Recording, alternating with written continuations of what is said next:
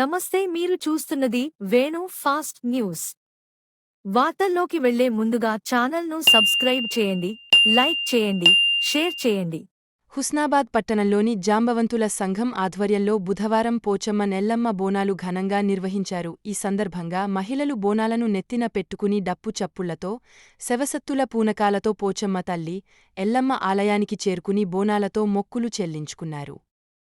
తమ పిల్లాపాపలను, పాడి పశువులను చల్లగా చూడాలని పోచమ్మ నెల్లమ్మ తల్లిని వేడుకున్నారు.